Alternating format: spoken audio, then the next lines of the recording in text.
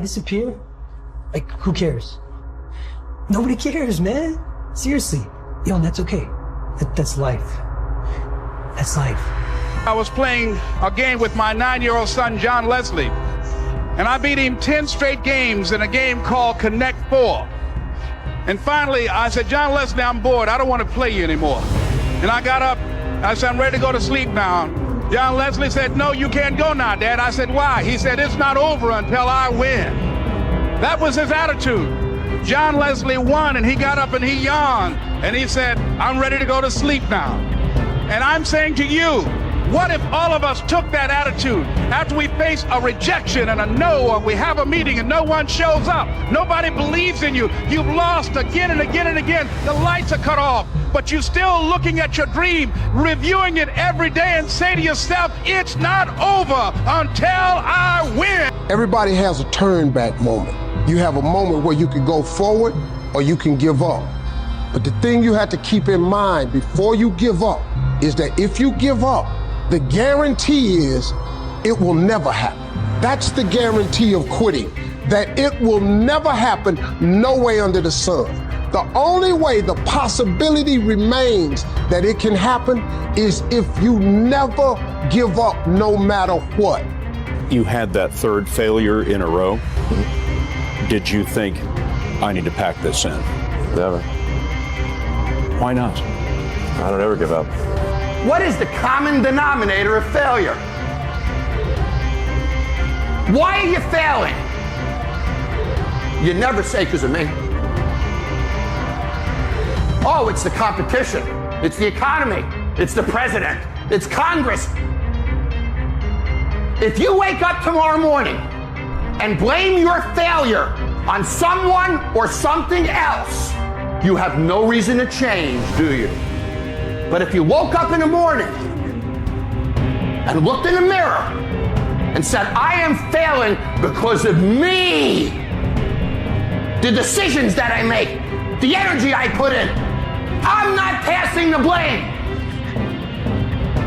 If you look in the mirror tomorrow and say that, you will change. Because nobody likes thinking of themselves as a failure. Winners win and losers lose. And if you create a culture of losing, if you keep being a victim, if you keep letting losing happen to you, if you keep letting people do you and treat you any kind of way, it's going to become a culture. Failure is an option, should be an option, but giving up is not. It is okay to be scared. It is okay to cry.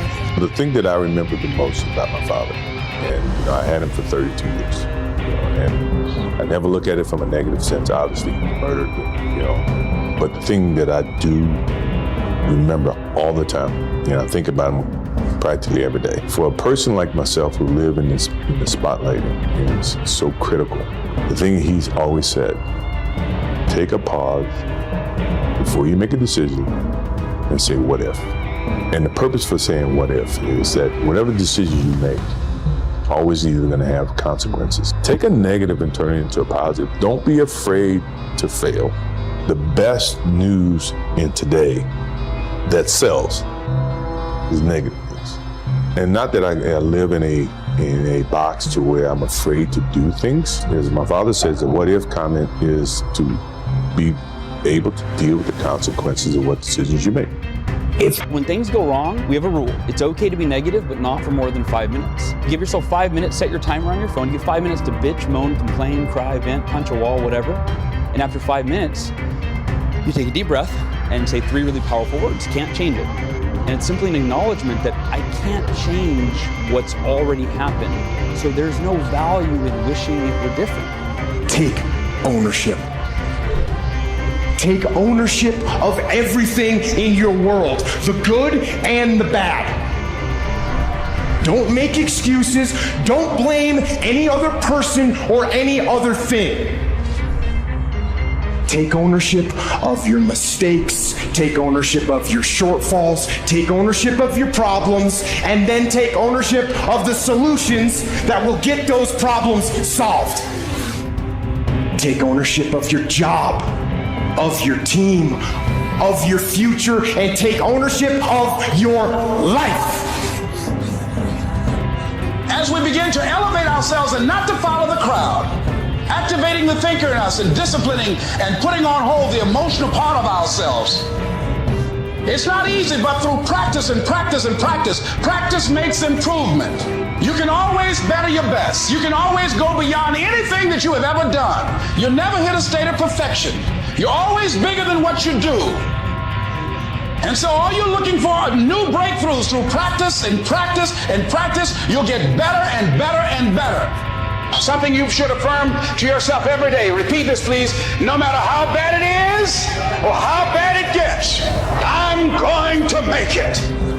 The people that make it in this world look around for the circumstances that they want, and if they can't find them, they create them. It's hard. No, easy is not an option. However, ladies and gentlemen, what you will discover is that it's worth it. Takes guts. You got to dig down deep to gut it out. Keep on going again and again and again until you make it happen, because you know that it's possible and you are the determining factor.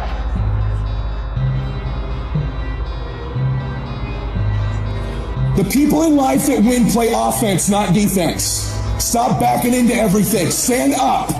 Bow your back a little bit. Start to walk a little different. Start to be that best version of you. You can do it in your quiet way. You can do it the way you do it. But somehow they got to look at you and go, okay, I won't monkey with that one. You push back. You got to get obsessed. You got to get relentless. You got to be a road dog. You got to get intense. You got to have a permeating attitude that you're going to win. You got to have a positive outlook. You got to be optimistic. You got to know you're going to win. You got to, right now, you got to say, I'm going to win. I'm going to win. My life is going to win. There's going to be a victorious life here. Because listen to me, the price you pay for losing here is too extreme. You have to carry the burden of failure the rest of your life.